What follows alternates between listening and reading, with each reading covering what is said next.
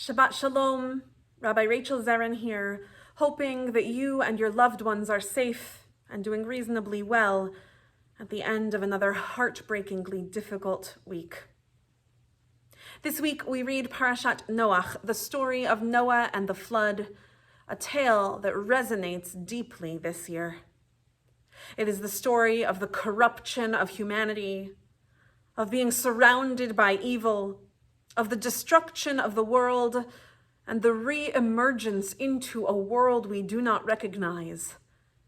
It is the story of the promise from God never again to destroy humanity, and of the covenant we make with the divine in order to move forward. Amidst all of these powerful themes, we find one small detail that I have always found profoundly moving, but find even deeper meaning in this year.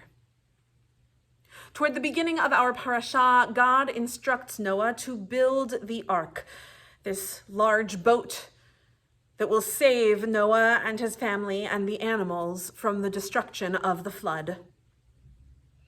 These are a few verses for which it is easy to let our eyes glaze over. God tells Noah what materials to use to build the ark, the number of cubits long and wide and high the ark should be, how many decks it should have in order to accommodate Noah and his family and all the animals. I am not an architect and I am not building an ark, so what does this matter to me? And yet, in this detailed description lies one small detail that means so much.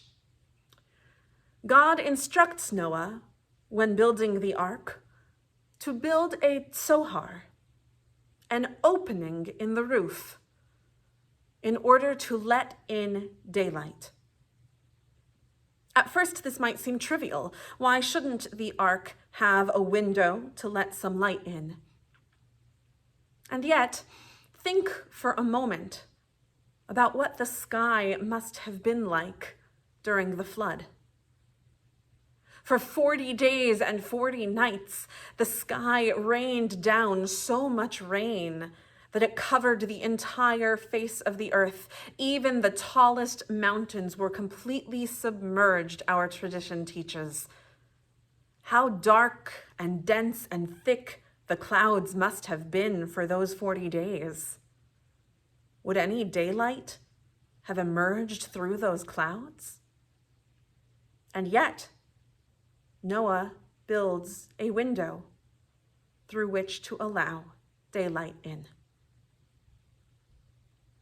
I imagine this is God's way of telling Noah that even when the world feels as if it is being utterly destroyed, there is still hope. That even when the waters surround us, even when we are surrounded by destruction, it is upon us to create openings for light. And it is upon us to look through those openings and to seek out the light. Because even in the darkest of times, that light will again shine through. That was true for Noah. Eventually, the rains stopped. Eventually, the clouds cleared. Eventually, the waters subsided and the sun shone through that tzohar, that window. Eventually, Noah, who was surrounded by darkness, again saw that daylight because he created that opening, because he looked toward it for the light. And so too can it be true for us. Even in the darkest of times, even when we feel surrounded by destruction, can we too create openings for light and look toward those openings to see that light piercing through the darkness, illuminating our path forward. May we all find a little extra light this Shabbat, and may we all have a Shabbat Shalom.